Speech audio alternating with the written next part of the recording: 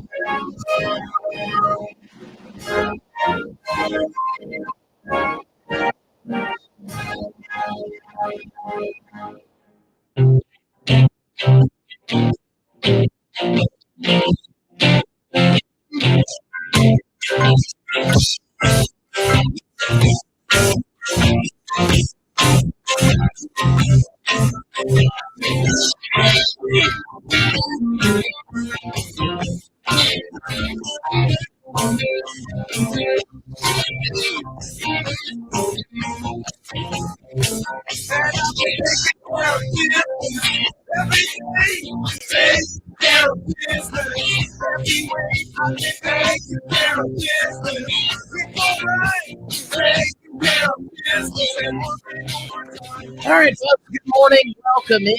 It is Mornings in Meridian here on News Talk 102.1 WALT. Hope you're having a great start to your Tuesday morning as we approach 9 minutes into the first hour of the two best hours of local live talk radio here in East Mississippi and West Alabama. A very big show today. Got a lot on schedule, and our number, of course, is 601-485-9191.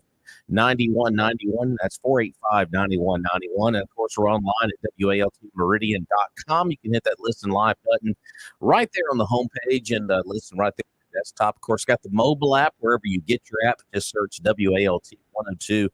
Facebook Live, YouTube, lots of ways to stay plugged into a very important show today, as we're going to be visiting with one of the Lauderdale County supervisors coming up on the program here in about 20 minutes. As Justin J.J. Anders will be stopping by to see his District 1 supervisor from the board will be dropping by. And this is the day, if you've got a question, he's going to be here all morning long from 7:30 up till closing time. Ooh, so close. So, All right. good morning, folks. I'm Rob, and of course, that's the voice of Travis Freesia. Good morning. Good morning. Rolling out the red carpet for one JJ. That's right. So, what was I telling you before we got on the air this morning? I said, you folks who like to complain and call us and complain, this is your opportunity. One of your supervisors is going to be here this morning, and he is going to, I'm pretty sure he's going to have his notes in front of him. He'll have all of his homework ready to go. And if there's a question you got, Yeah. he's here to answer. You know, it always concerns me when you say what we were talking about before we went on the air, because there's a myriad of different conversations that we have. That's right. 90% of which cannot be repeated on the air. That's right. I was like, where are we going with that? Oh, okay, we're keeping it that way. All right, Yeah. we're going in that direction. Well, All right, you know, good. it's, you know, we always say when we have a guest on, you know, when we talk about the board of supervisors, city council, mayor, whatever, when we have one of those individuals on, you know, there's a lot of criticism here as of late of the board of supervisors. And I've always said, well, if you want to criticize them, well, this is your opportunity to call and talk to them. So. And yeah, I think the criticism is really just based around, you know, obviously the budget and millage and things of that nature. I think for the most part, people think the supervisors do a pretty good job. I mean, I think that Have you seen Facebook lately? And those, I don't go on that. those old keyboard warriors, they think they're undefeated. So Yeah, they'll right. Yeah, they are. Anyway, don't get me started with that. well, you started. I like starting, Starting stuff. and we're going to somebody else finish it. Well, yeah, we'll finish at 9 anyway. That's So right. you know, like it or not. So JJ Andrews will be dropping in at 7:30. And the funny thing about it is, you know, I had JJ on my radar to call him, but he actually called me first and said, you know, hey, I'm ready to come on the show. Preempted that. So we've worked out a day, and we'll be dropping by here. Fun. We need some others on too. You know, city council. Absolutely. Invitations always open. That's right. We'll even provide free beverages. Well, coffee. Yeah. That's pretty much it. Front desk number is 601-693-334, or you can call my cell number, which is 601-49. 867-5309. That's mine. That's right. There you go. So, yeah, call me and we'll get you on the air right. Yeah. So Bravely putting out your cell phone, Rob. I don't care. I wrote it down. Yeah, give me a call. I'll get you on the air. Midnight, 2 a.m., whatever it is. Come on in. Call them up. Yep. A lot to get into before we have JJ on the show this morning, because I'm pretty sure that's going to be our whole show this morning, is just discussing everything going on with the board. But before we get there, obviously today we're at the 2-week mark. Oh, finally. No, we're not even there. I mean, finally 2 weeks. We're not there. We're 2 weeks away. Yeah, we're getting closer, though. We're getting close. That's nice. We're getting close. I can only imagine how bad it is in this one state.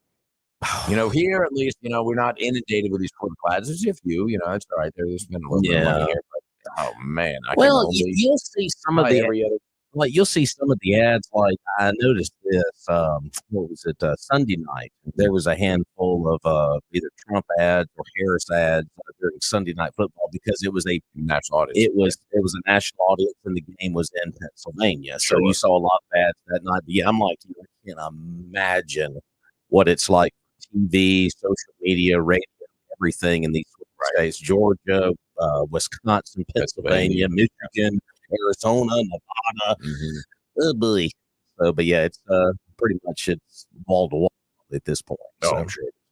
Yeah, but live with them.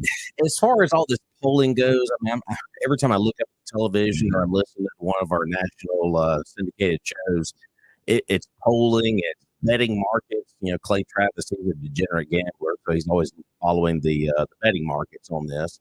But the betting market right now has Trump as a favorite right now in the betting market. I think it's Poly Market is the big one that Clay Travis always references. He has got a little over 61% favorability of winning the election on the betting market. Well, and you know, it's funny because in the UK they have obviously all kinds of betting, almost as they do now in this country, but they've had it for years, and they will give you odds on anything. You name it, and they'll do it. And these people have a lot of money invested in it. They're not just, oh, my job is to take a poll, so I'm going to ask people. No, they need to know scientifically what they think the outcome is going to be, because their livelihood depends upon it. It's their business. Yeah. It's a financial gain or loss. as opposed to people just saying, "Who are you going to vote for?" Okay, I'll mark that down. And so it's the Vegas odds or UK or anywhere else. I mean, these guys are professionals. They're looking at it. They're not just taking a sample of 172 people. They are scientifically looking at it and saying, "So my money, I'm the Clay on that." Look at the odds makers. Yeah, right now I think there's 2 or 3 different ones here in the States. I think Polymarket is always referenced a lot more for some reason. But right now, I saw it this morning. It was like 61% somewhere in that neighborhood of Trump. That's where the betting market is at right now.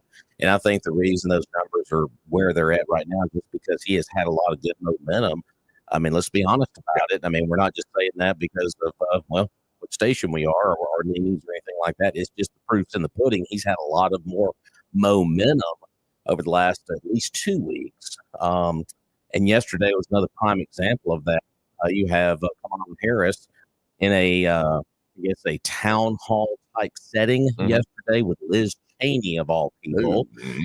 And while Trump is on the ground in North Carolina with storm victims. So the optics once again of the 2 differing lanes of the campaigns right now, that was the day yesterday for those campaigns. So you got Harris sitting down with Liz Cheney and they're griping about how Trump is a fascist and he's going to lock people up and this kind of stuff. And then you got Trump on the ground in North Carolina and you got ministers praying over him and he's out there talking to storm victims and trying to reach out there. And I think that's what we see as both themes, and that's what they've embraced and said, okay, that's our strategy. Her strategy is to hobnob with celebrities and get those celebrity endorsements, hoping that people will say, "Ooh, Taylor Swift's going to vote for her. My goodness, I'm such a Swiftie. I'm going to have to vote for her as well." I mean, what? Did you hear that, Charles? That amount of Frazier just said he's a Swiftie. Well, okay, you found me out. But conversely, you've got Trump cooking French fries and on the ground with people who suffer tragedy. Charles, and he's a man of the people. It was all staged. Of course it was staged. Of course it was. I mean, my goodness, everybody went through the drive-through, was I'm sure vetted and checked. I mean, because if not, you got some guy pulling up with a gun, as we've seen before. So of course it was staged. I don't think that there was any doubt that it was staged. All right, let me ask you this. All right. Of French course, fries, is it about French fries? No, it's not. Well, we talk about French fries. I love talking about French fries. The bottom line is, all right, where was the meltdown from the right? I mean, just going absolutely bonkers when Tim Walz is on a hunting trip and can't figure out how to load a rifle.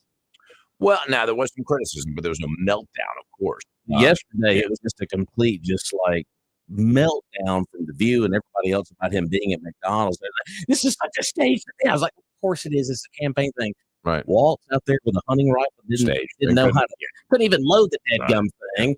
And he says, "I'm a hunter." I'm like, "Well, you don't look like one there, pal." I was like, "You can put the costume on all you want to, but that's what it was, the costume." Yeah. But, it wasn't a complete meltdown by, conservatives everywhere. The guy just couldn't load a dead gum rifle because it was staged. And they made fun of him, and that was about it. Yeah. Yeah, the meltdown. But I don't think the right has the meltdown in the same way that the left does. Yeah, because folks, these things have been going on for how many years now? When you have these type of events, they're all staged.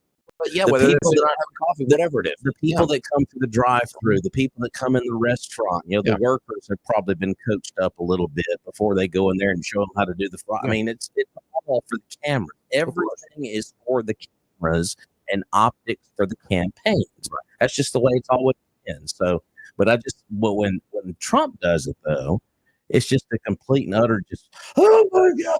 Yeah. But on the other end of things, it's just like, okay, Waltz didn't know how to load a rifle. Okay. I've been hunting for 40 years. Yeah.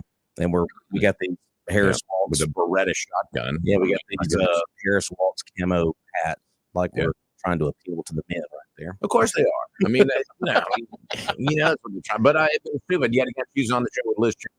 So, any inroads you may have made by wearing a camo hat or, an orange vest are completely destroyed because you're sitting there with Liz Cheney and they're going, oh, I see. All right.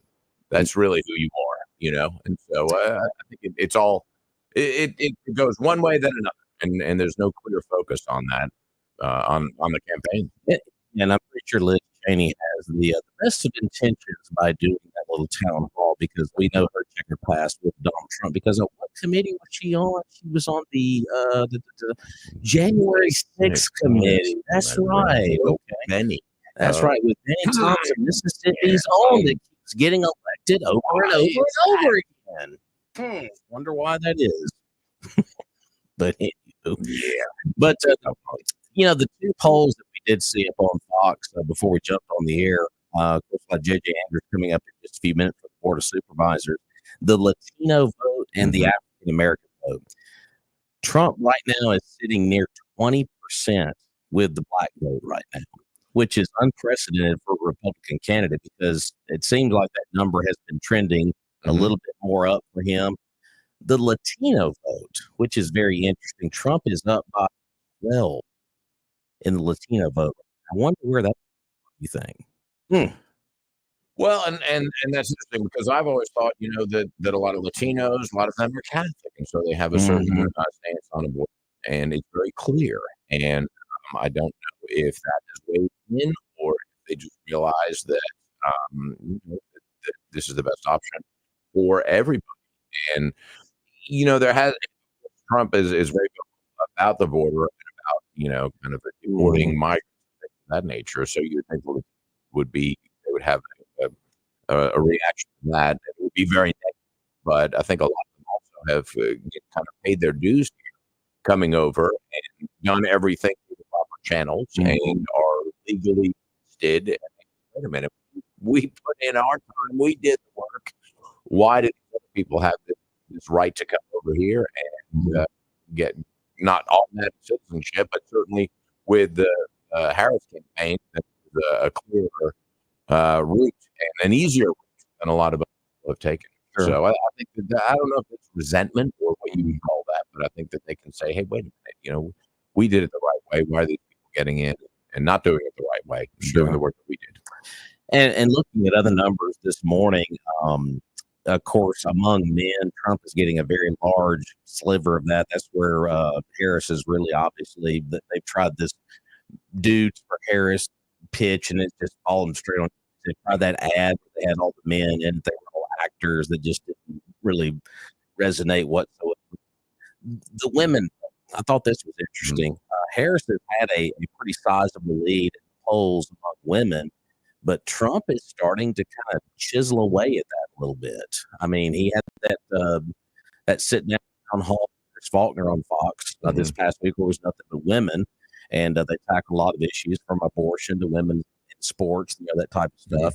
But he's starting to chisel away at the women vote, which is a little surprising, I think, because obviously in the past he's not done very well with women. And I think that what you said just then is really the factor that plays in a lot to that, and that's the women in sports. Yeah. It's the right of women to be women and not to have a man pretending to be a woman imposed upon them and their activities. And I think that that's essentially standing up for women's rights at that point. And I think that's actually a really important kind of issue that a lot of women, that resonates with a lot of women. And we talk about the presidential race, obviously gets all the headlines in the spotlight or whatever, but Senate and House, folks, you need to pay attention to this, because obviously the Senate and the House, those are two very big deals. Right now, things are trending very well for the Republicans in the Senate. Of course, especially in Montana. Remember, Manchin is retiring. So that's probably going to go red. The Republican in that state is doing very well in that race. The House seems to be trending very well for the Republicans as well. They had a very slim lead there already. So the House is trending in the right way, but it's still kind of up in the air. There's big toss-up races going on right there. So don't ignore those two chambers as we kind of go ahead right here, because there's going to be some very important races. Of course, we got one here in Mississippi as well, which we'll have one of those candidates on the program on Thursday. Ty Pinkins will be dropping by here. He's running against Roger Wicker in that particular race coming up in just a few weeks, as Mr. Andrews is here this morning. I'll look at him. Bribery. Nothing wrong with that. We'll take it. So, but the Senate and the House that kind of gets pushed to the side, but it's a big deal coming up. Well, it is, but it's big on the national level. Now, locally, how does that affect us? I mean, Ty Pinkett is a great guy, but does he have a chance really in defeating Wickham? Probably not. You know, that's the reality of it, is that we're going to stay as a red state. And, I think that so it doesn't have as much relevance for us locally. But it's something to watch anyway. Would a football game this nationally televised? We're going to watch it. We're going to watch it happen. We certainly don't have any players in there. So, but when did you ever think there would be a point in a campaign? Trump is what Trump is. But with Harris and WALT, the folks that are behind the scenes running these campaigns, they have to be sweating bullets every time they put one of their candidates in front of a hot mic. Oh, yeah. You don't know what the heck is going to come out of their mouth. Well, I think the same is true of the Trump candidate. You really don't know what's going to come out of his mouth. From day to day, I don't know who's going to have the biggest snafu. Is it going to be Harris or WALT? Because WALT is just a weird dude. Yeah. If they want to use weird with Republicans, that guy's weird. Well, we're all a little weird when you get down to it, but we just, anyway. Yeah, I think that the risk is greater with the Harris and WALT campaign. With Trump, it's kind of like, we don't know what he's going to say. We've been there, we've done that, we've seen the sequel, and we kind of know what to expect every time. And so that's to be expected that we don't know. Yeah. And I think that people realize that, and they're always listening to him because, hey, what's he going to say now? But with those two, yeah, they're trying to control everything, and it's uncontrollable at this point. So North Carolina, Georgia, Michigan, Pennsylvania, Wisconsin, Nevada, Arizona, they're ready to be over with. Oh, they are. But guess what? We got 2 weeks. Right. You got 2 weeks. Don't get on social media. Don't turn on television. 14 more days of those wonderful ads that air on your television every day. I'm sure it's every billboard, every ad. You can't escape it. So as you wake up this morning, fellow Meridian Knights and Lauderdale County folks, be thankful that you live in Mississippi. Is all I got to say. You should be anyway. Especially in this time of year. 601-485-9191 is our number. And hey, let's thank one of our great sponsors here as we kick off the show this morning before we visit with J.J. Andrews from the Lauderdale County Board of Supervisors. Of course, they're going to talk about Gary Barber and his wonderful staff down at Barber & Sons is where all the pirates go and all the plumbers. And there's a good reason for it because they've been in business for over 80 years. Whoa! I think they know what they're doing at this point. A little bit. Go check them out. 1123 26th Avenue, or give them a call 601-482-7023. Every type of plumbing part ever invented, they have available. That means they've got it, or they'll get it for you. And of course, if you're a do-it-yourselfer, take a picture of the part, bring the part down, and Gary will show you how to replace it, give you step-by-step instructions. It's like a little plumbing class, plumbing 101 or 201 if you're that advanced. But they have it down there at Barber & Sons Plumbing, 1123 26th Avenue. Give them a call, 601-482-7023. They will come to your home or business and do repairs as well. Barber & Sons. Big shout out to the Lamar Lady Raiders this morning. They won the state championship last night in volleyball, and they got a little dynasty going on. That is a three-peat for Courtney Schimmelfinning and the volleyball Raiders. Schimmelfinning? Yeah, Courtney Schimmelfinning. Schimmelfinning. That's a name. Yeah, there you go. But Courtney's done a great job out there. They beat Parkland last night in 3 straight sets to win their 3rd straight state championships. So they were over at Mississippi College, and I think most of Lamar went over there for the game last night. I was watching it online. I was like, I think the whole damn football team was there. But good on them to win the state championship. Good for our area. And also want to shout out the Mims family this morning, too. Yes, Walker Mims got a big surprise last night. His Make-A-Wish came true. Of course, Walker is in his cancer fight right now. Student out at Lamar, and he is getting to go to the World Series. Sweet. How sweet is that, man? Is he a Dodger fan or a Yankee fan? That's a good question. Okay. No, he's a big Ole Miss fan. Right. Big Ole Miss fan. Gotcha. So, but they did the reveal party down there at Max last night. So he got his Make-A-Wish. He's going to get to go to Dodger Stadium this weekend for the opening of the World Series, which is pretty sweet. So, yeah, it is. So Mims family, good folks here in our area, and Walker's had a long road there, but he's fighting it with a lot of courage, and he's going to get his wish come true this weekend. Awesome. So that's good for him. 601-485-9191 is our number. Make that number handy because coming up after the break, we're going to get the hot lights. We're going to turn them that way, and we're going to put them on him. That is JJ Andrews, District 1 Supervisor. If you've got questions, he'll take them. He'll take them this morning. He's ready. He's an open book this morning. Yeah. Oh, I love it. And Charles Major's like, that's not Supervisor. I'm going to ask him a few things. That's right.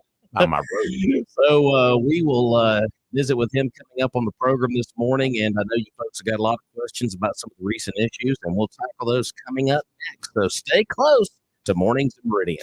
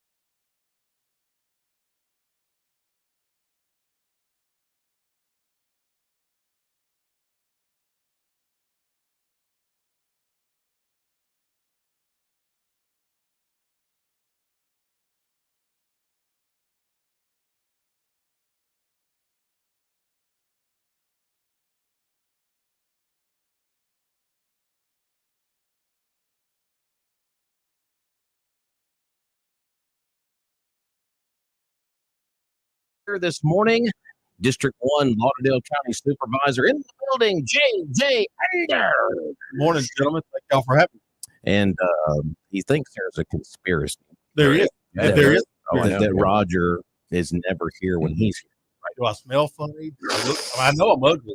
You know, I mean, It's the smell. It's the smell. I think it's the smell. That's true. I think it's Roger's smell, actually. He's not here. Let's abuse him instead. So, but JJ, appreciate you coming. absolutely. Anytime. Of course, been a lot of stuff in the news here recently. I guess we'll just go ahead and dive on into it. You know me. So, Let's do it. of course, the property taxes have been in the news a lot lately. Yeah. Just your take on what's going on with the property taxes. All right. Absolutely. So, so every 4 years, the DOR, the Department of Revenue in the state of Mississippi, requires all 82 counties in the state to reappraise their property values. Right. So this is an update here. So with that being said, we did that in Lauderdale County, just like all the other 81 counties besides us. And it is true, everything falls at the feet of the Board of Supervisors, which is us. So they do that, and then we know that the tax assessor's office do a phenomenal job, and they bring that to us. And we have the ability as the Board of Supervisors to raise millage and to lower millage. We did neither. We saw with inflation the cost to do services that the county has to provide the citizens. It was not a good business decision to lower prices. To lower millage rate. So we did not raise the price, but we also did not lower them. Okay. And so, therefore, we haven't raised millage in Lauderdale County since 2020. And back then, it was a 4 mil increase, I believe it was. And a mill on average is 600 plus thousand. But that was back in 2020. What hasn't gone up since 2020? You're right about that. Rob, you're big at MCC, and MCC is a phenomenal asset. Dr. Huber does a phenomenal job out there. But how much more does it cost today to educate young men and women than it did 4 years ago? Yeah, and then, Charles, you're a fellow business owner. I've not raised prices. You have not raised as your inventory gone up. I'm looking away. I might have raised a little bit. Just a little bit. From the 25 cent peanut butter pie. Hey, stop that. No, Take it back to you. But absolutely. But no, I take ownership. I ran for a business board.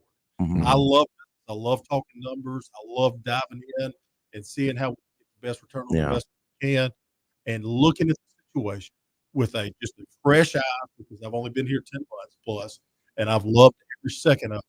But looking at it in my business mentality, good conscience, yes, people hurting out there. Yes, grocery prices through the roof, gas, everything. But it was not in Lauderdale County's best interest to rob Peter this year to pay Paul, and Paul take a loan out next year to pay Peter. That just didn't make sense. Before we get to the next call here, and I understand where you're coming from, because obviously you're looking at you're playing the long game. I'm looking at the whole county. Right. Nothing against any other elected official or director we have in the county. Sure. They're looking for one segment. My job, along with the other 4 gentlemen who do a great job, we're looking at the broad spectrum. And how do we make this jigsaw puzzle work for everybody? And of course, before we get to the phone call, I know social media drives me nuts. I know it drives you crazy too, but folks get behind the keyboard and they talk about the 20%. About the 20%. No. And of course, when you break it down, though, we'll talk about we'll talk about that coming up. But obviously, the big talk has been, well, the supervisors kept the millage rate the same. Yeah. The council dropped theirs down a fraction. And I get all of that, but just your reaction to that right there. Well, I can't speak for the city council. Yeah. I don't look at their books like I look at our books. Sure.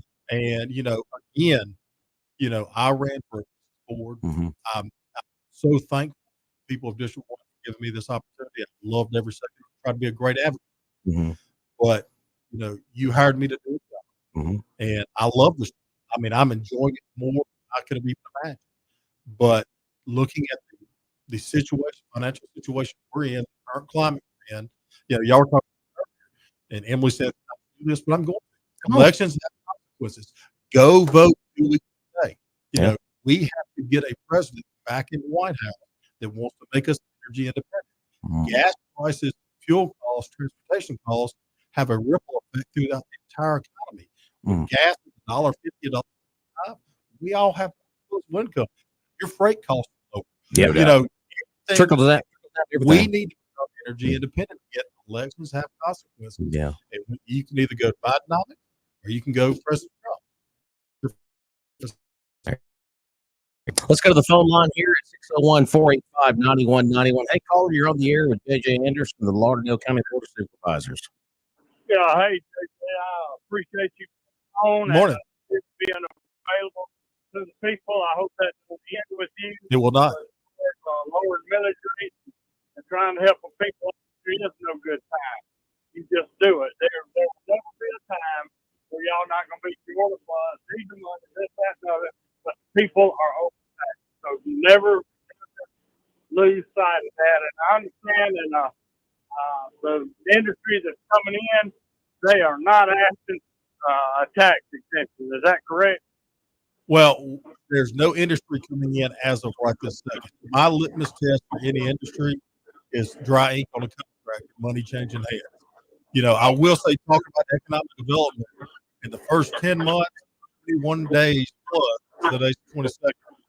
I have been pleasantly surprised at the number of companies that have been interested in our area. The well-known companies that I knew about. I mean, I know these companies that have had shown interest, but it's like anything else. I can go to Weidman and say, I'm interested in the filet. I'm interested in the catfish bubble. But until I order something or make a decision, I'm just interested. We have a lot of interest in our area. But again, I'm only going to say it's interest until we have a signed contract and money has changed hands for land that we're going to sell to a potential prospect. Does that make any sense? Looking at far Mississippi economic. Oh, thank you. $10 million. Thank you. There was something said about how the county was going to pay their share of that back. All right, no, thank you for asking that. All right, so let me explain.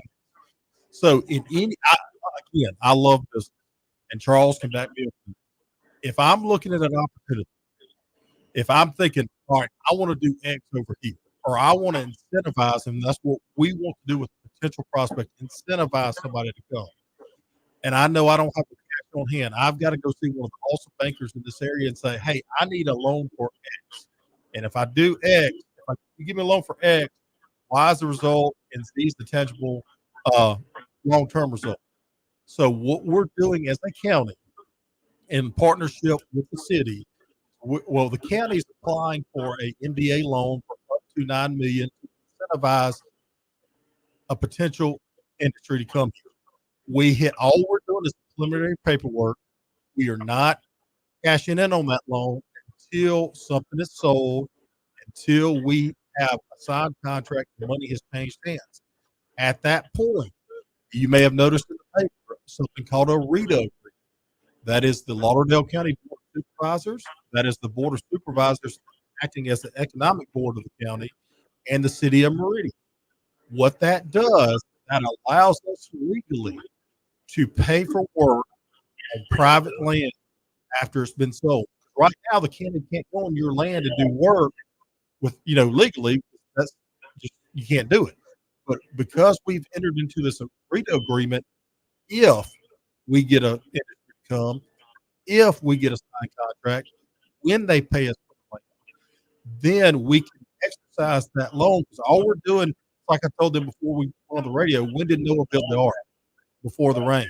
That's one of my favorite sayings. You have to be prepared when opportunity presents itself. So what we're doing is getting that loan set up so that when and if a potential industry comes or a potential site, we are ready to assist them and incentivize them to come. They're not waiting on us. I don't want anybody. I understand that, and I appreciate it. I understand that we may be close to a change. It may be our turn. But I do want. Well, thank you. Real quick, not to cut you off, but real quick, what's very important about this REDO agreement with the city is that based on millage, so out of that $9 million, if we use the full $9 million for this potential opportunity that hadn't happened yet. If we do it, whatever the amount we borrow, the city's going to split with us based on millage rate. So worst case scenario will be 5.4. Really, it should be about 4.7, 4.3. But the first payment isn't due until we start getting fee of lieu of money. So once that potential opportunity happens, they get built, they get going on the tax roll, then we will get fee in lieu of money. But so that money will pay back the loan. But it's also said in the past, we could take the money for the sale of the land and stick that off to the side to pay it back, or use that if another economic opportunity presents itself and we have to buy land, then we can pay tax for it. So when people say, well, it's not going to cost the taxpayers any money, well, it shouldn't cost us any current money, the company will pay for it through their fee in lieu of taxes because of the capital investment and opportunity could have if it happens. Yeah, the way I hear it, anyway, I hope it, but and I'm all about this particular agreement with the city. I'm all for it, but in the future, be very careful about entering into agreements with the city of Meridian. It ain't worked out for the folks that live out in the county too well, but all right, man. Well, I will say the county has a very good attorney. All right, bye-bye. All right, there you go. There you go. 601-485-9191. So pretty complex deal there with the loan there for this potential business. But there's still, folks, there's still a lot in the works on this. This is not a done deal. Yeah, so. it's not, no, nothing's done. No, nothing's done. Drying. And I will say this, and it's not like, let's just say hypothetically, Okay. Charles is going to build a widget factory somewhere, and this is for him. Mm-hmm. Once this potential opportunity is signed, he just doesn't get a $9 million check. Mm-hmm. What's going to happen is he's going to start doing the work. Once he gets invoices from his contract, he presents that to us for repayment up to that amount. We're not just giving a blank check. Anybody that knows me knows I'm not going to do that. I'd like a blank check. Well, I would too, but I'm not going to get to. So you have to get that I do want to read, folks, if you want to comment or question on Facebook, I got that pulled up here as well. I'll just read a comment here from Ms. Wanda McCoy. She says the property taxes should have been lowered. They have repeatedly gone up. Supervisors will always have an excuse to raise taxes. Just your reaction. Look, I understand that. I understand your sentiment. I really do. But when I'm sitting in there and I'm looking at the numbers and I'm looking at the asks, the wants, and the needs of every department to keep our areas safe. I'm gonna pick on my buddy Ward for a second. Yeah, he was this time last week. Yeah, phenomenal sheriff, doing a great job. But you look at the past 25, 30 years, Sheriff Charlene Down or Sheriff Calhoun, that's been one of the shining stars, most consistent departments we've had in the county. And right now, I think he only has one open spot. That everybody in business that I know needs employees. Yeah, you look at he has one open deputy spot. He's got one in training. He's got one up. But those men and women need to have a livable wage. Yeah. So he asked for 1.2, 1.3, something like that over last year's budget. He ended up a little over 400,000 extra. Yeah, I think it was 500 and change. I think something along that. But that all went to something. It's one of those things that, yes, times are tough. Yes, inflation is rampant. But people depend on any form of government more now than they used to. And the services we provide, unfortunately, cost us more money because we're the government. Yeah. I was joking when we were talking, this was a few months ago, and I said, well, man, whatever this was, I said, well, let's just build a metal building over here, put a nice side on it, we can build that for $200,000. They started laughing. They said, I forgive us, Kyle and Josh, who they said, you can even do the architect stuff for that much money. In government, it just costs more. Yeah. And they're like, you can do it cheaper privately than you can publicly because of all the bid laws and everything. We want to make sure everything's going to be on the up and up. We're not going to do anything nefarious.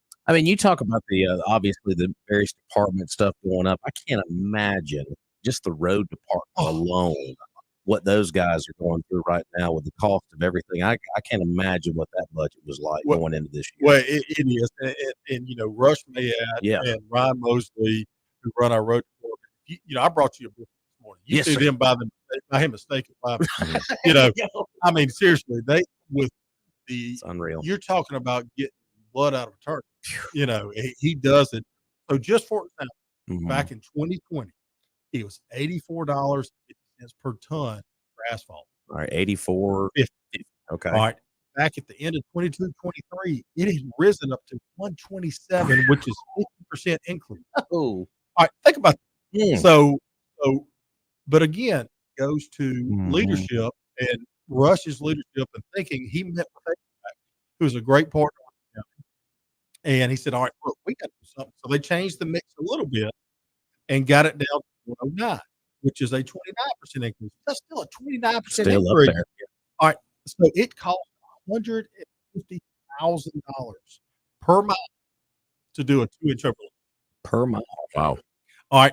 It costs $500,000 to do a dirt road because you got to do the pave and then the 2-inch overlay. I mean, you're talking about budget up, not to mention all the bridges we have in our county. We have the second most bridges in the entire state. Yeah.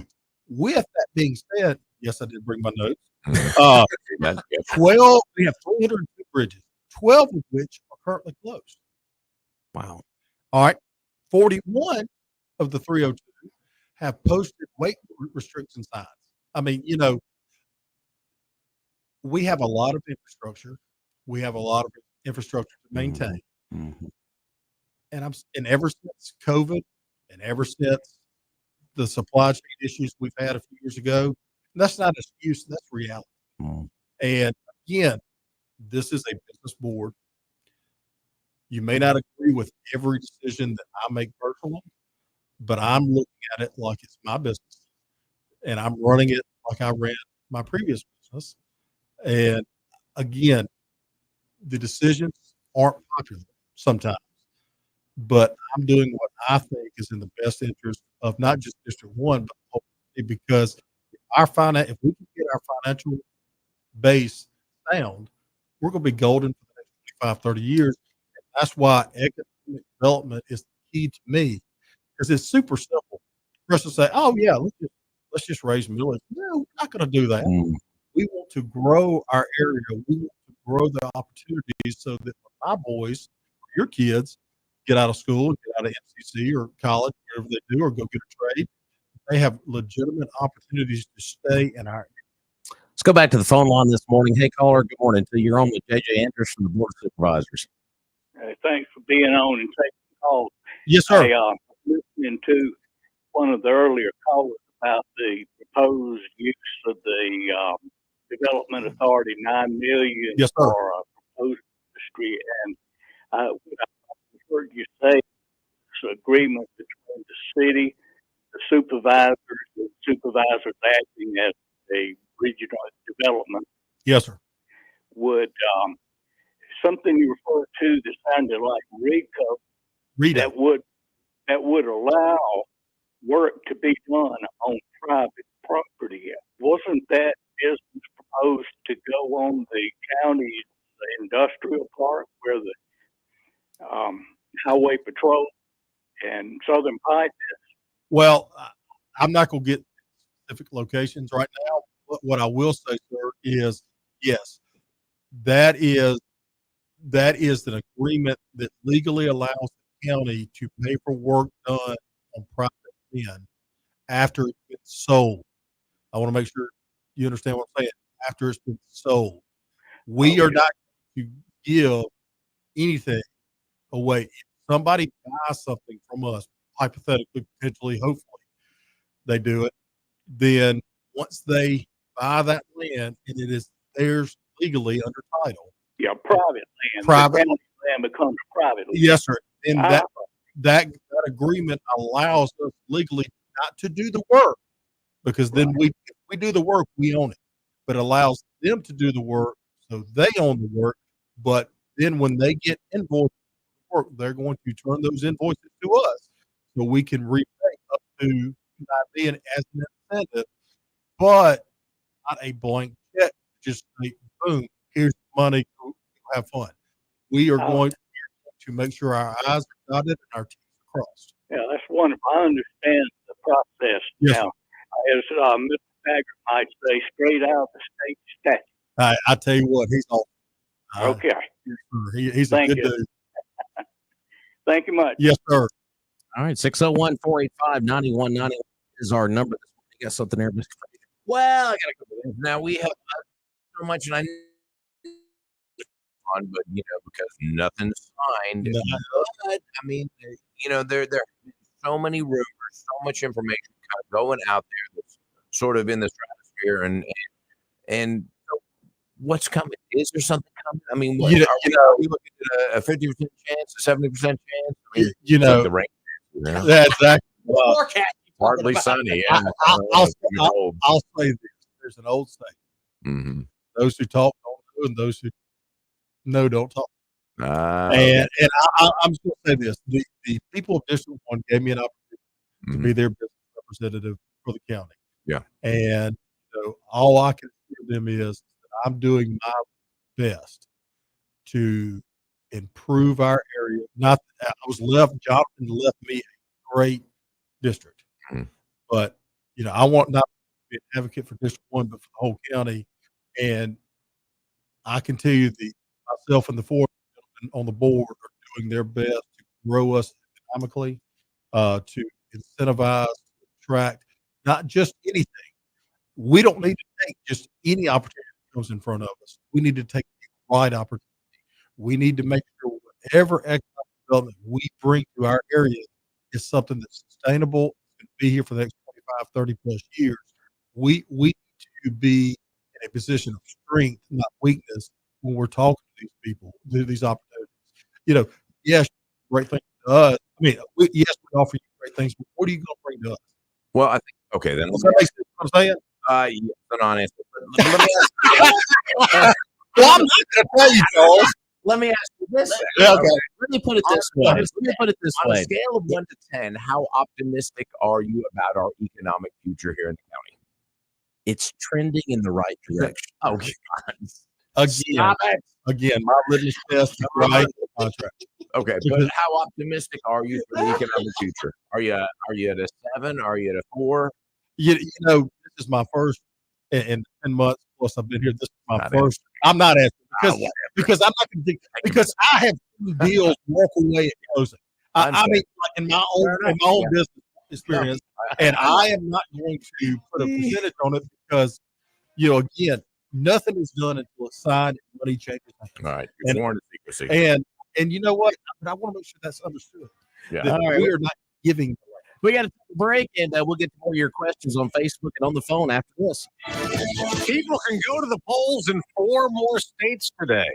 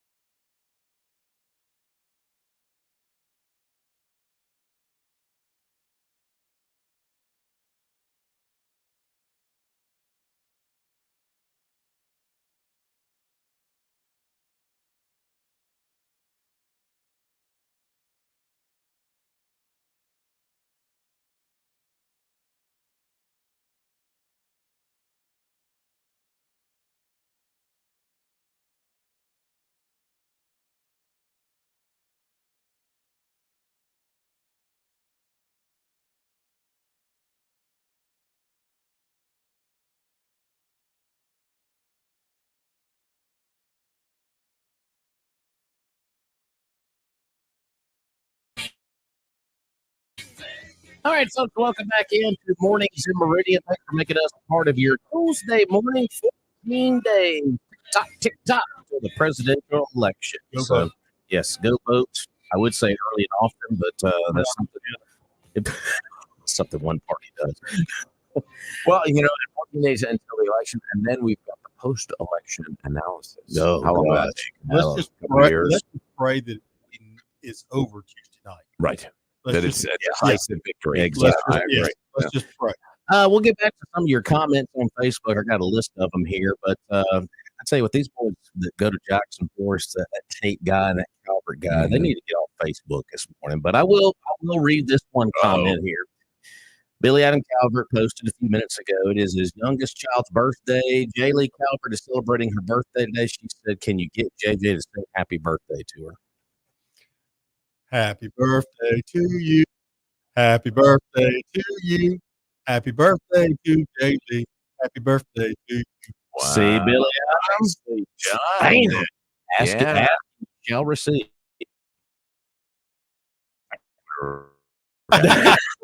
Yeah, the Lord knew what He was doing. He gave me two boys. If I had girls, I'd be broken homeless because I can't say no. We're visiting with J.J. Anderson from Lauderdale County Board of Supervisors District 1. I do have a couple of more. Got one comment here, a question actually on Facebook from Bruce Mitchell. He commented a few minutes ago. What about 16th section property? Can more funds be obtained from that property? That's just a question from him on Facebook. Yeah, that's through the school board. They have to lease that. That all goes through to the school board. So contact your school board representative for that question. Okay. I will say that I have learned. I've learned so much in these first 10 plus months that for economic development, you can sell 16th section land as long as you take the proceeds from that and go buy equal or greater amount of land that is then deemed 16th section. Oh, Does that make sense? Yeah. So, like, for example, I know in, again, other communities that have had economic development, which we're trying to do here, they have sold and then turned around and bought more from the school system that actually got more acreage that they were then able to turn around and lease to hunters for a profit. yeah. About that. Yeah. I don't think I got anything else here on this end here. Just basic comments from Calvert and Tate. Just ignore those. Their optimism levels are on the comment section about the property, not the property, but the business comment. Right.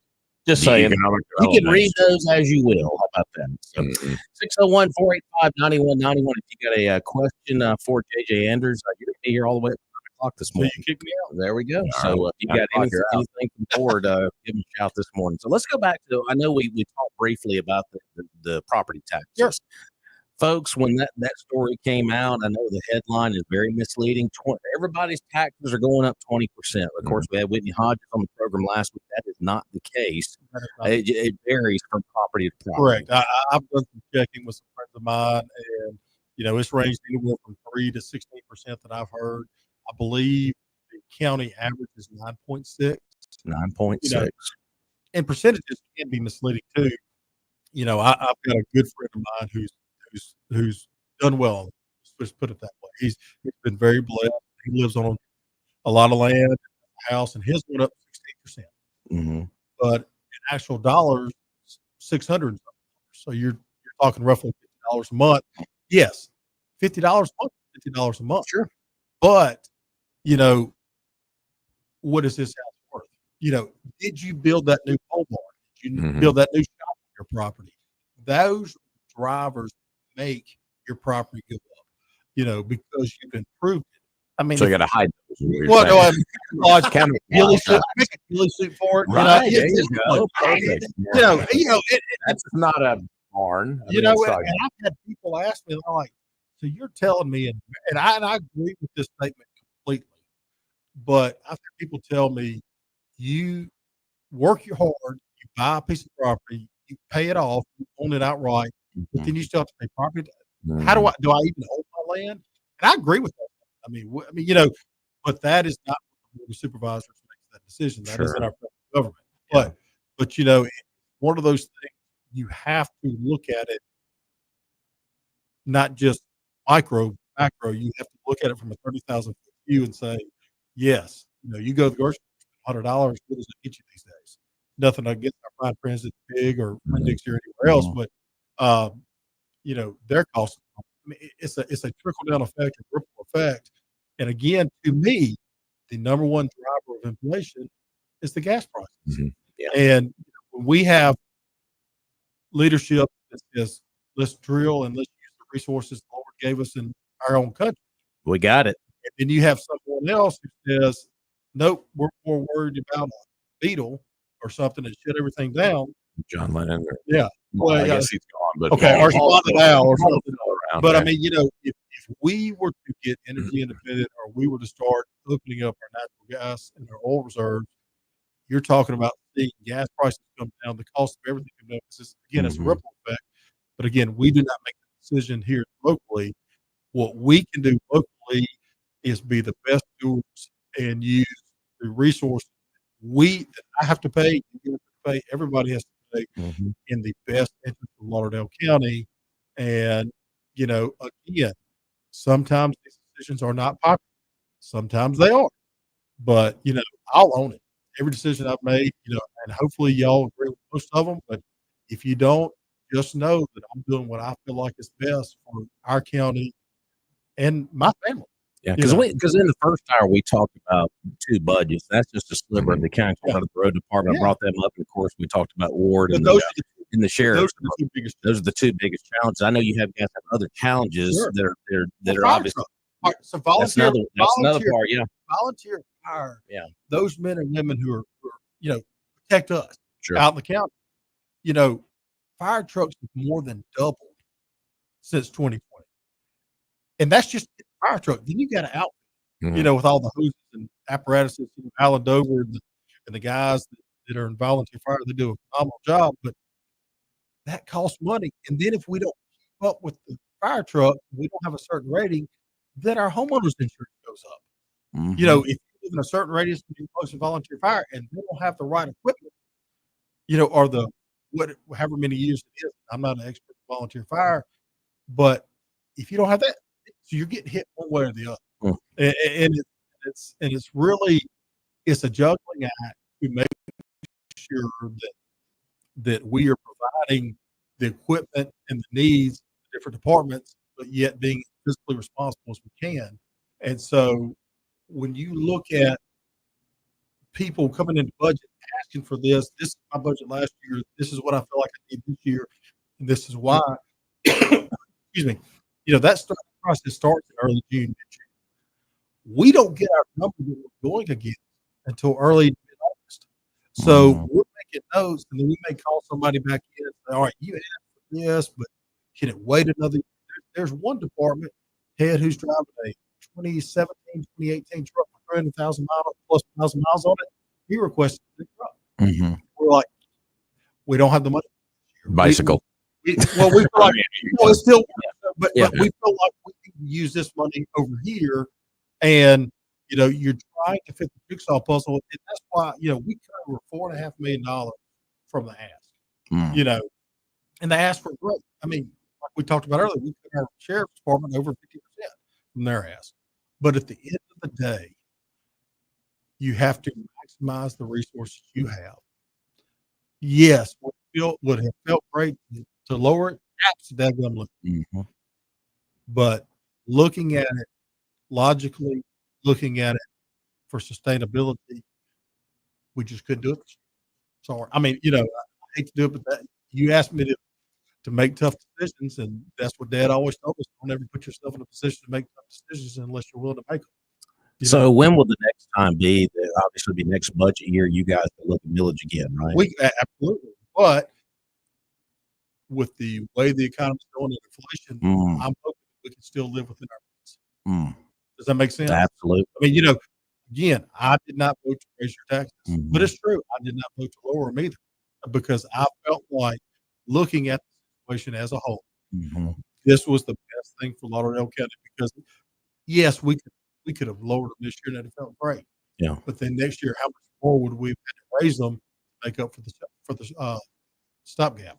Either deal with it now, or you're going to deal with it double down the road potentially. So let me ask you, economic development, we talked about it before, and there's a possibility of something, and of course, until it's signed, then we're not going to even talk about it. What's your optimism level?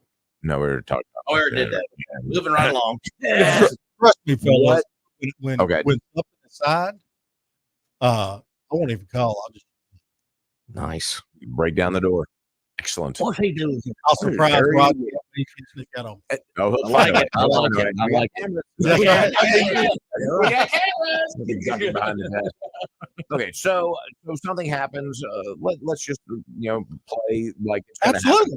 happen. And That's why the what if the what if, right? And so it happens. Where does the revenue come from for the county from that project? from property tax. Only But- property taxes? Yes, Okay. because the county does not get sales tax.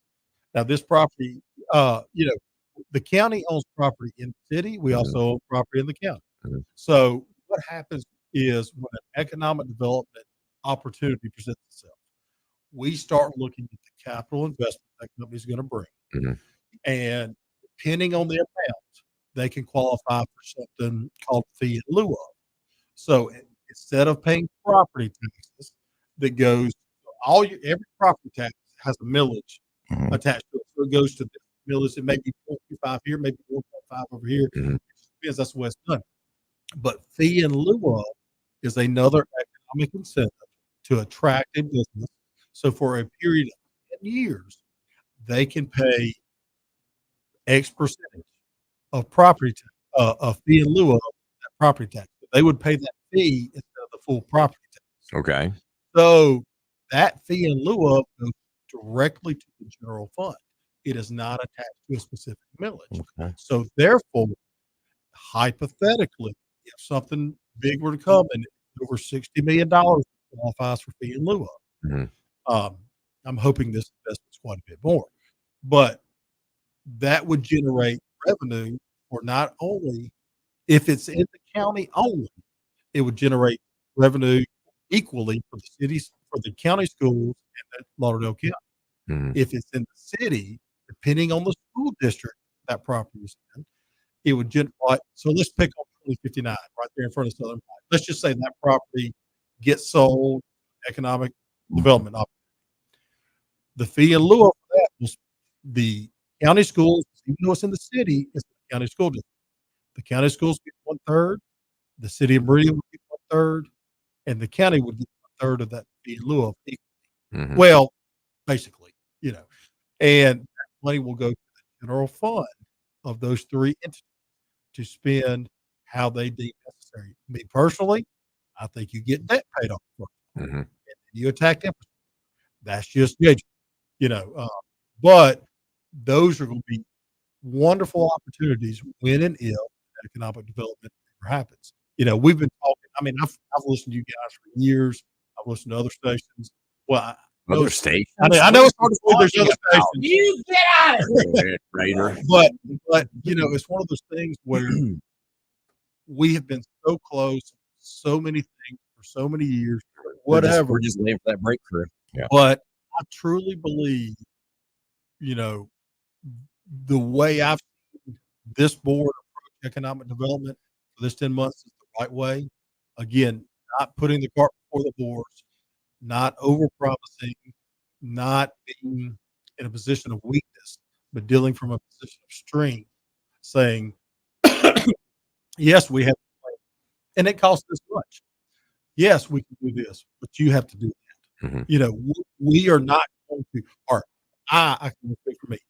I am not going to vote on something that I feel like it is not at least 50-50 from our standpoint, their standpoint, Mhm. if that makes any sense. Oh man, exciting times. Yes, they are. Something on the horizon potentially. Gotta like it. So, but I think like I said, it's a complex situation. But you're always available for folks Oh, out there. absolutely. Yeah, you guys are always available to Mhm. do that. And of course, I always say this: go to these meetings, folks.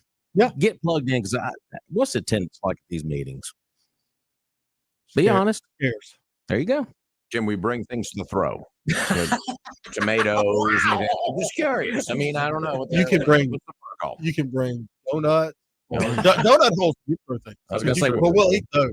what's the favorite food of every board member? I'm just going to go down the list here. Yeah, those little blueberry muffins. Oh yeah, Those yeah, are yeah. good. Right. Okay. You know, It's like, what does Josh Todd like to eat? We'll bring him some. I think he likes Cane's chicken fingers. Oh, That doesn't surprise me. Yeah. That doesn't Okay. surprise me. Fair enough. So Yeah. very good. Yeah. 601 485. You can't from all the time. Throw a box set in there. Wow.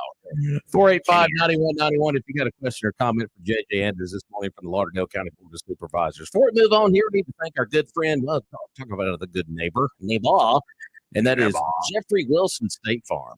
That's right. Wears khakis too. You know, here's the deal. When you combine your home and auto insurance with State Farm, you can save an average of $889. That'll pay your tax bill right there. Well, State Farm agent Jeffrey Wilson is ready to help you combine home and auto and save right here in Meridian. Give me a call, 601-483-8253. And here is the deal. You need to know your insurance agent because when you have a claim, you need to call him 2 a.m. Jeffrey Wilson's answering, saying, yep, I got you covered. He's going to go to bat for you and make sure you get the money that you deserve. You can go by and see him. He's at 2401 Highway 39 North, or give him a call, 601-483-8253. He is a good neighbor, and he's there for you. Some questions and comments on Facebook. I'm kind of multitasking over here. Most recent question here: what help have the supervisors given Stella? Question mark. Stella McMahon. Our coroner. Oh yeah, I mean the coroner's doing a great job for our county.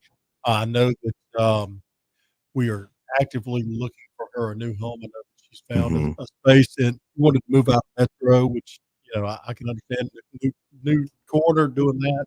I've heard nothing but good things from our citizens about our coroner. Absolutely. And the work she's doing. I know that the sheriff was kind enough to give her a spot in the room that he had, space that he had. So, fairness, her clients don't really complain. no, I'm just saying. no, that is true. And, I love she's my next door neighbor. Right? Oh, yeah. But No, Stella's awesome. He was up all night writing that joke, folks. I did. Yeah, I was like, how am I going to use it? Okay. But she's like me. I mean, we're both 10 plus months on the job. That's right. And she is. I commend her for the job she's doing, her attitude, her efforts. I mean, she's a can-do type person, just like I think I am, and there's not problems and opportunities. Yeah.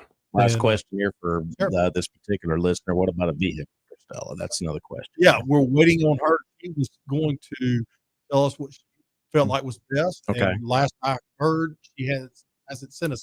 I think like the Ghostbusters vehicle. Well, yeah. I said a Studebaker for Stella. Well, but truthfully, I think it's not just one vehicle. I think it may be a multitude because fleet. Well, no, like one of those old white panel vans. Yeah. Unfortunately, not everybody's passing away in the hospital or nursing home. Sometimes things happen. Bodies have been there for a few days or weeks. Yeah. And it, so I mean, I honestly think we're gonna get some type of like old panel that runs, put that smell and put it there so you don't ruin the main vehicle. Does that make any sense? So it's a fluid situation, just like everything is. Yeah. Every day we're learning and adapting to the ever-changing climate. So you guys are just waiting on? Yeah, we're waiting on for formal requests. Formal request. All right, very good. I think You don't want to put the bodies on the roof, like Now we have money set aside, ready to go. We're just waiting on formal requests. just waiting for the formal request. There you go. Awesome. That's at least that's my understanding. There you go. So that's as of this morning. So we're going to take a break here, folks. If you got a question, 601-485-9191 is JJ Andrews on the program with us this morning from the Lauderdale County Board of Supervisors. We'll take a break. We'll be back.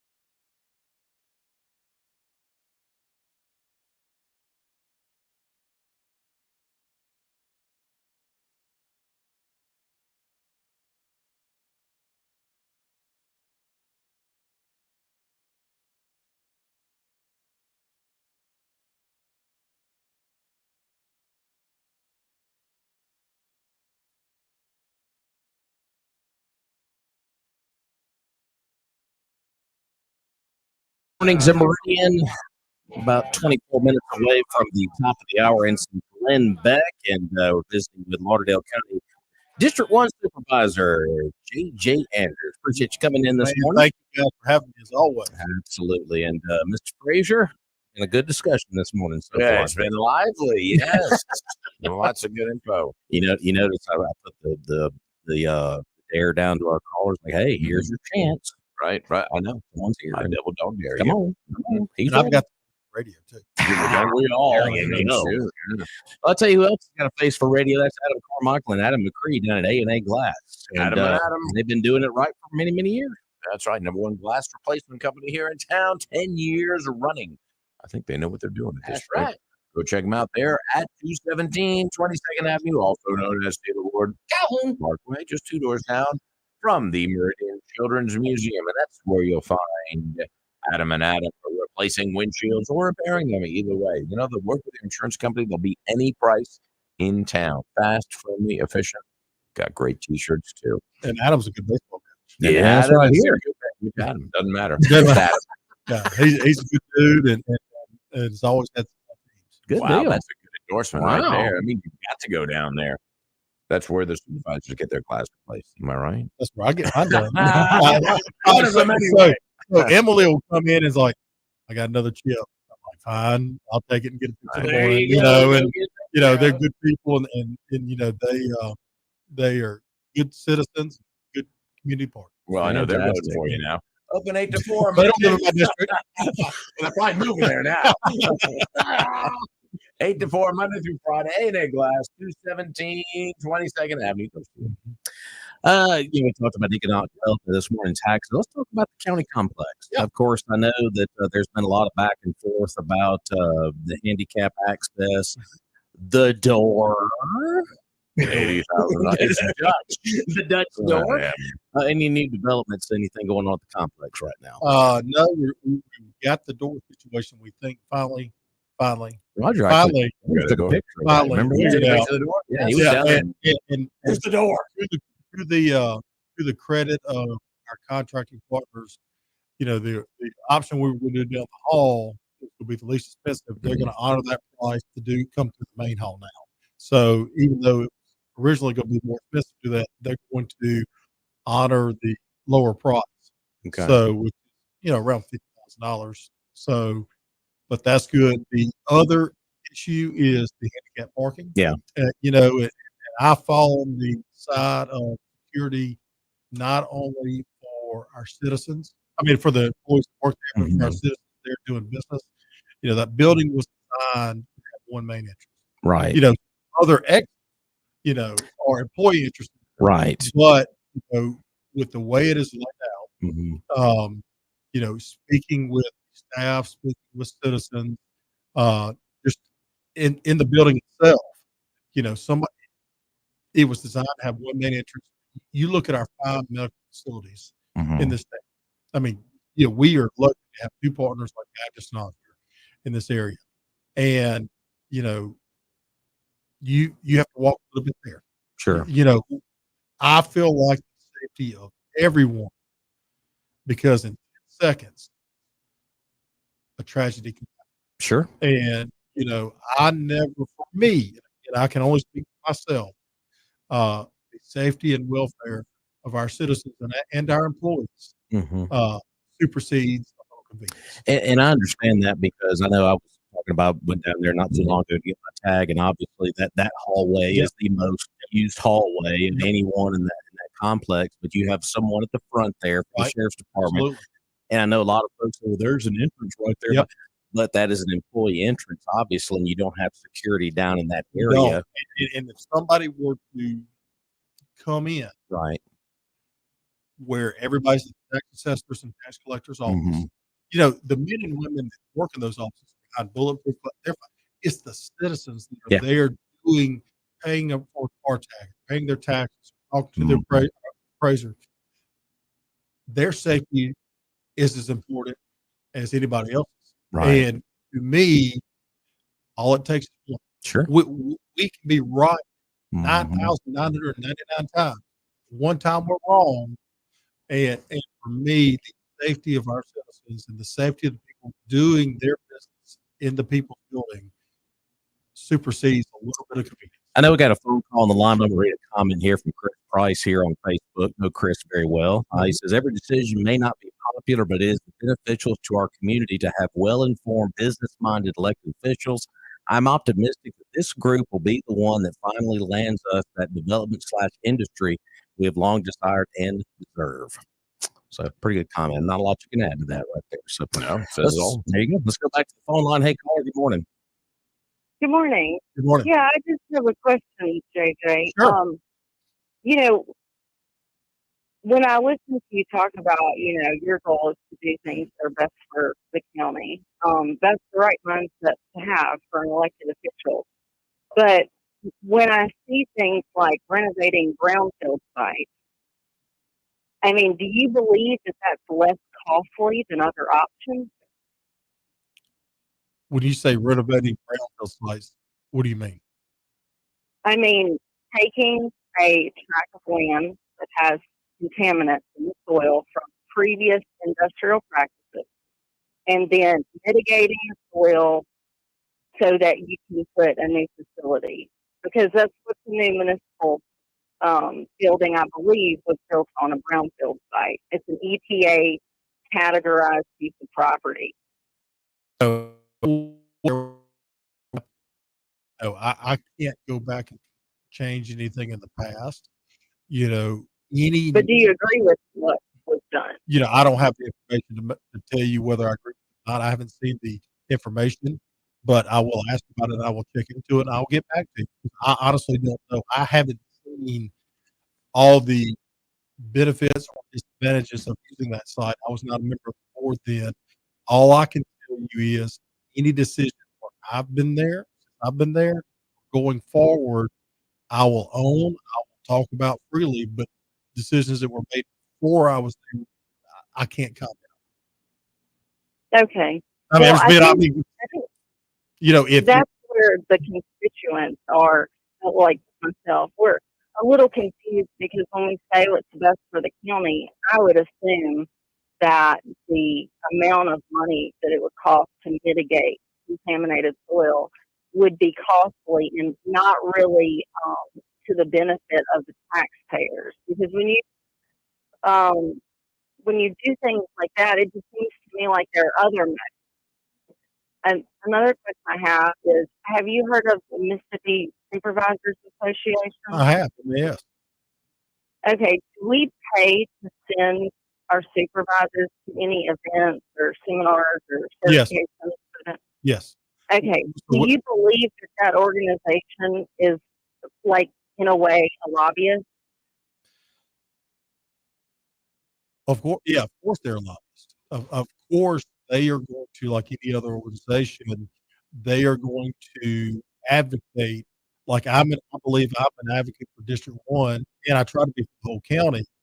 But their job is to educate the supervisors on new laws, new things, new opportunities to help each and every county maximize their dollars, benefit their citizens.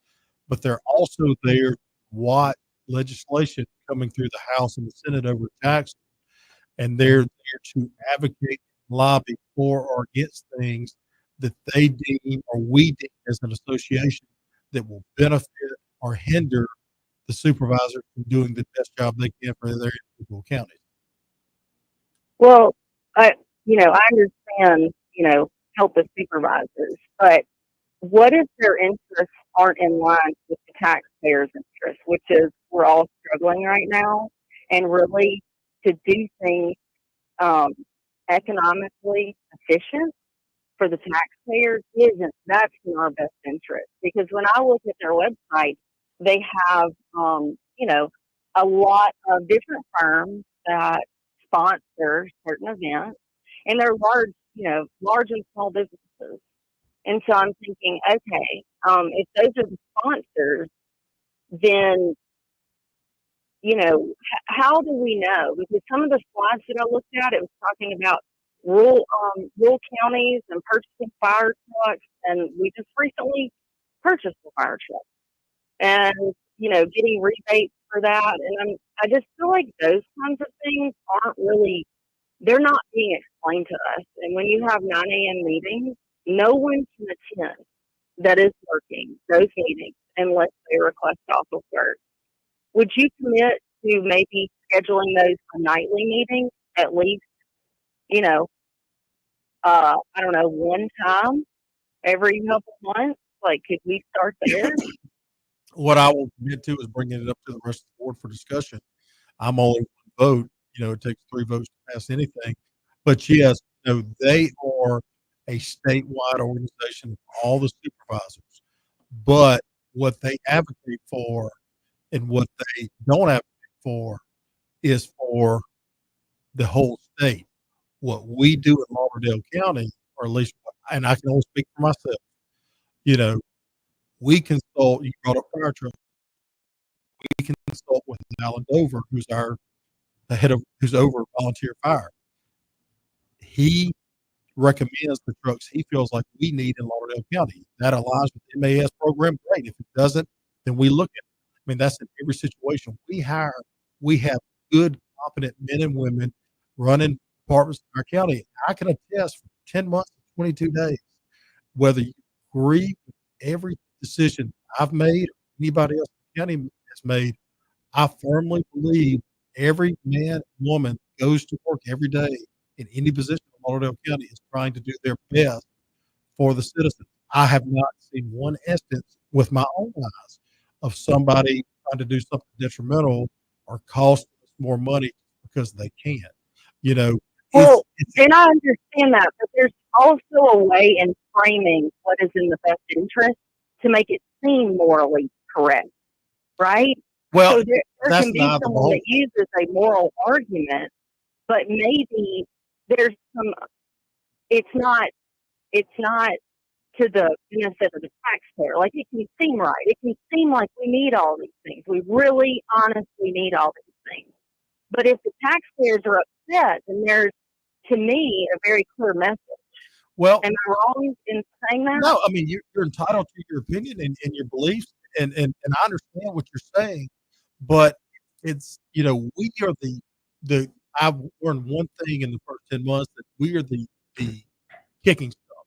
We are the easiest people to get mad at because, But you're the hardest people to get in touch with. I think that's why we're upset. Well, we don't have the opportunity. We have to take off work to attend a meeting. And have you voted on the budget? Have you voted to approve the budget? I did just now. When was that? Back in September. Hello? Hello, you still there? Hello, ma'am. I think she may she may have hit a dead spot there. Hello. Give you one more chance here. Hello, good morning. I think we may have lost her. Maybe she'll call. I take pride in the fact that I return phone calls. To my knowledge, you're not my supervisor, but we talk a pretty good.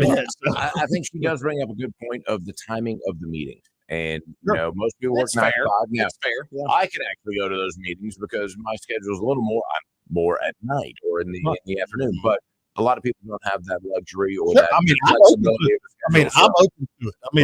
I've got no problem with that. Okay. Tell us the rotation of the meetings. Okay, the times and stuff. We meet the first and third Mondays of the month. First and third Mondays, folks. At 9 a.m. in the boardroom at the courthouse. The Thursdays before that, we meet at 9 a.m. for a work session. Okay, so it's always morning, straight across the board. Okay. Now, are those televised or available on YouTube or anything like that, where people could kind of go back and watch them, or how does that work? They're coming. We're still getting all the audio and stuff working. I gotta get the Hollywood kind of the setup and makeup and all that.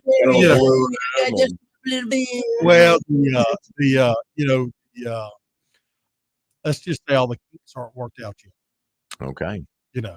So, but to my knowledge, the IT staff we have is doing a good job of trying to get everything.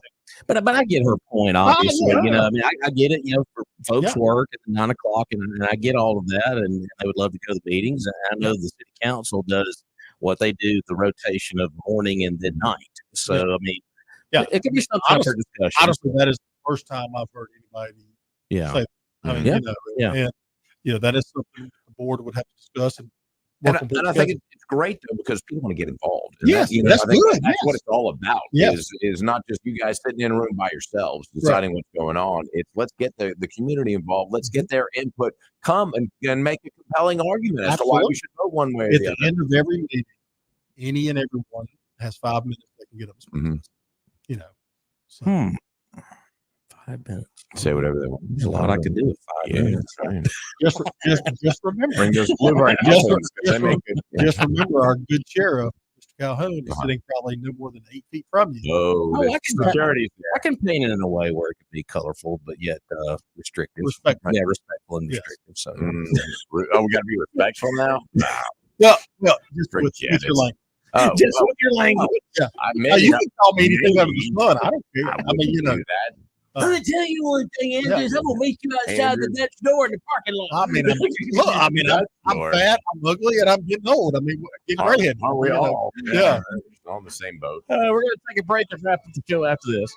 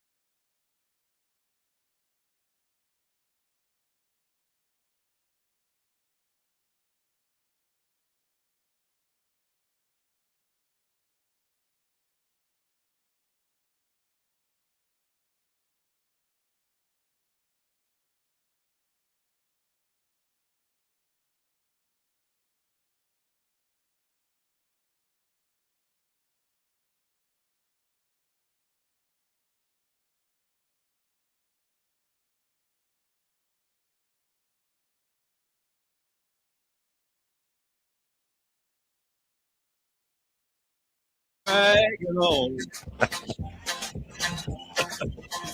Let that string rolling on down the San Antonio.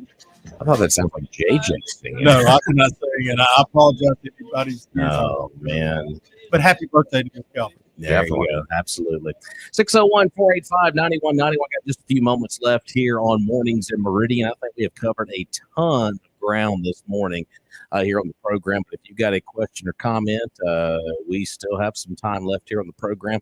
One other issue I wanted to visit here before we got out of here. I know that there's still talk about a sportsplex here in Lauderdale County. Where's our footing on that right now? We're still at ground zero. I am 1,000% behind it. Mhm. We needed one years ago, but again, I can only speak for me.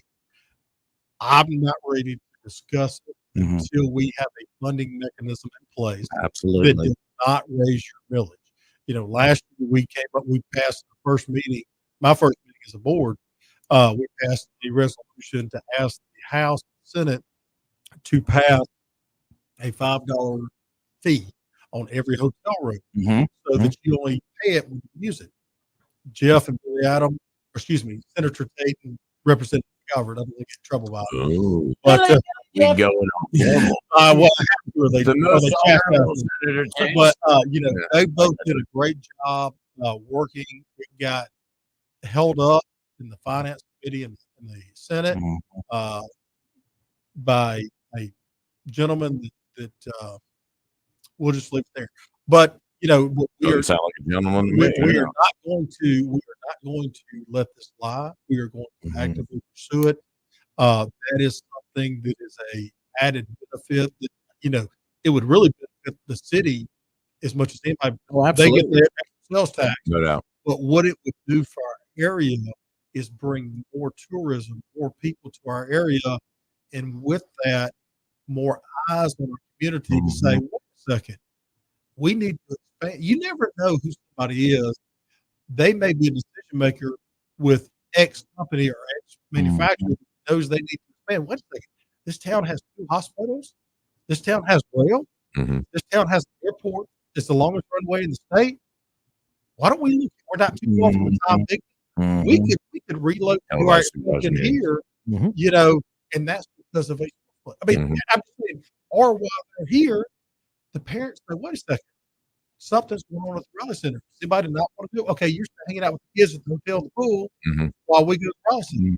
Or you have 5 hours between games. Yeah. Go to the Max Pistons Museum. The again, ripple effect or the unintended benefits of that are mind-boggling. And I propose, and I've made no bones about it, once we figure out a funding mechanism, Representative Calvert, Senator Tate, that we get it going and have it be a self-funding apparatus. So build it, we get it going, hire a director, but it's not just baseball or softball or soccer. We have to have an indoor complex for volleyball, Go Raiders, but also for dance and cheer. I mean, dance and cheer, those young ladies, I mean, they're traveling to Atlanta, to New Orleans, to Nashville, and they're spending thousands of dollars. That's the key here, folks. Why can't we do that? Traveling to other places. I mean, we just started a dance team. Yes, sir. I mean, go eat. But it's one of those things that we are missing, and it's not that it's going to create a lot of jobs, but what it's going to do is going to enhance the quality of life of everyday citizens and our area and business owners. I mean, Saturday night already busy. It'd be busier. Yeah, there you go. So we're not laying down on that one. That was still. No, I'm not going to give up. Yeah. So that's not going to be going by the wayside anytime soon. So, well, JJ, appreciate you coming by to see us. Anytime. I'm always ready. Once again, next scheduled meeting for the Board of Supervisors is a week from Monday. 9 a.m. Government Complex there in the boardroom, folks. If you can, be there. Absolutely. Be there. They'd love to see you there and talk to your supervisors. Trust me, they are available. Yes, we are. There you go. They are available. So awesome. Roger, allegedly, how about this? We'll be back tomorrow. Tell Roger I said hi. I'm sorry I missed him again. I mean, I'm starting to get complex. Yeah, well. All right, folks. It's going to wrap things up. Glenn Beck is up next. And what do we always say? Buy local. See you, folks. I know I can't be free.